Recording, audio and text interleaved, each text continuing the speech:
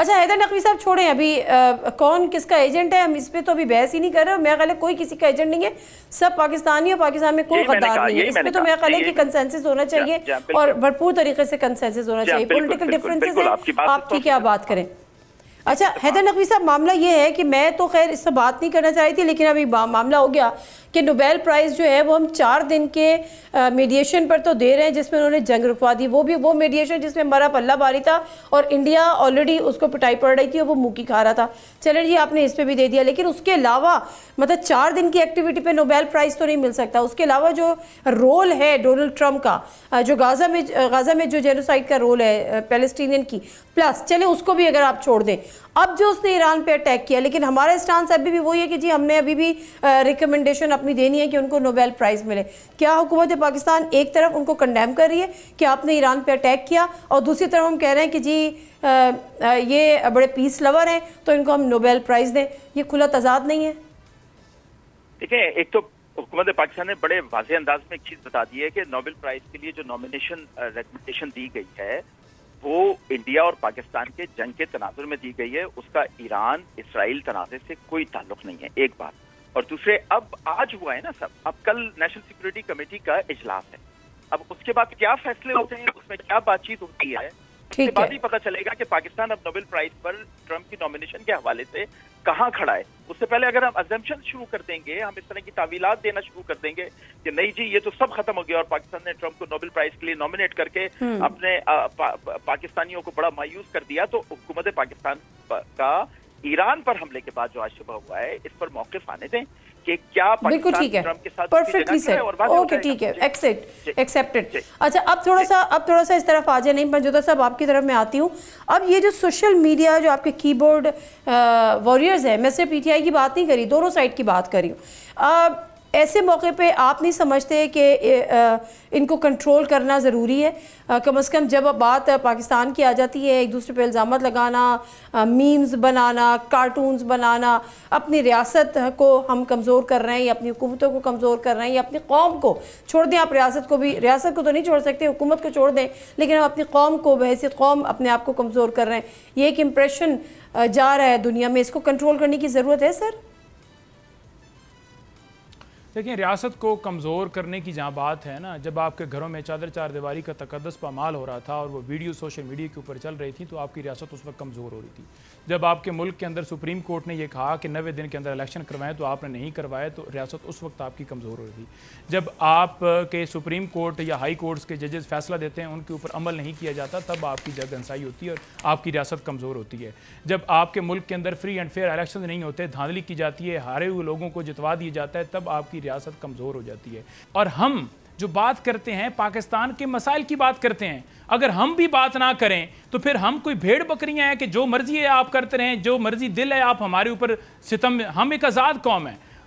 ہمارے ملک جو ہے ہماری ریاست جو ہے پاکستان لا الہ الا اللہ کے اوپر بنیاد ہے اس کی، ٹھیک ہے جی. تو جب ہم خود ہی آزاد نہ ہوں، ہم بات ہی نہ کر سکیں تو یہ کیسی آزادی، کیسی جمہوریت، کیسی آپ کو بنیادی انسانی حقوق کے اندر پروٹیکشن؟ کوئی ایسی پروٹیکشن نہیں. جو آپ نے ابھی جی ایک پورا گنوایا، ایک سیریز آف ایونٹس کہہ لیں، انسیڈنٹس کہہ لیں جو ہوئے ہیں، حقیقتاً ہوئے بھی ہیں بہت سے، لیکن اس کے باوجود جب انڈیا پاکستان جنگ ہوئی تھی تو ساتھ دیا تھا اس وقت آپ نے ریاست کا، کمزور نہیں ہونے دیا تھا آپ نے ریاست کو.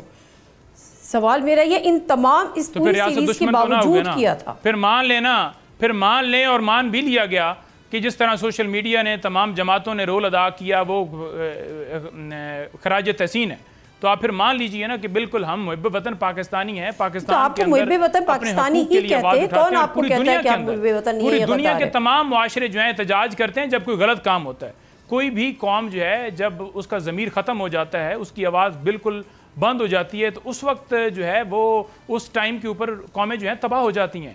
جب آپ کے اندر ضمیر زندہ ہو، آپ انسان ہیں، اللہ تعالیٰ نے آپ کو روح دی ہے، اللہ تعالیٰ نے آپ کے اندر سانس پھونکی ہے، آپ سانس لے رہے ہیں، کھانا کھا رہے ہیں، آپ سمجھ رکھتے ہیں سچ اور غلط کی. اس وقت آپ غلط کے اوپر بات نہ کریں تو پھر آپ اسے جانور کہیں گے نا، آپ یہ تو نہیں کہیں گے کہ انسانوں کا معاشرہ ہے. ٹھیک ہے حیدر نقوی صاحب، معاملہ کیا ہے؟ معاملہ یہ ہے کہ پاکستان کی ایک پوزیشن ہے ان چیزوں کو لے کر، یعنی پاکستان ایران کو سپورٹ کر رہا ہے. انڈیا جو ہمارا دشمن ہے، ہم نے حال ہی میں اسے جنگ جیتی ہے، وہ ڈیفینیٹلی ایران کو سپورٹ نہیں کر رہا، وہ اسرائیل کو سپورٹ کر رہا ہے. اب ہماری طرف سے جو بھی جو ایکس پہ پوسٹ ہوتی ہیں یا فیس بک پہ پوسٹ ہوتی ہیں جو اپنی ہی ریاست کو یا اپنی حکومتوں کو گالیاں دے رہے ہوتے ہیں، وہ انڈین میڈیا جو ہے وہ اس کو ایکسپوز بھی کر رہا ہوتا ہے، اس کو ہمیں ایکسپلائٹ بھی ان طرح سے ان چیزوں کو کر رہا ہوتا ہے، استعمال بھی کر رہا ہوتا ہے، گلوریفائی کر رہا ہوتا ہے ایک طرح سے. تو اس کا کوئی حل ہے یا آپ کو لگتا ہے کہ ٹھیک ہے جی چونکہ ہم آزاد شہری ہیں تو لیٹ اٹ گو؟ دیکھیں نادیہ، بات یہ ہے کہ ہم ایک دور جاہلیت میں رہ رہے تھے اور ہم پڑھے لکھے بھی نہیں تھے. پھر ایک گروہ آیا پاکستان میں جس نے ہمیں بتایا کہ فوج کو گالی دینا ملک دشمنی ہوتی ہے. پھر ایک گروہ آیا پاکستان میں جس نے کہا کہ اگر عدالتوں سے خود کو معصوم ثابت کرانا ہے تو عدالت جاؤ اور ثبوت دو.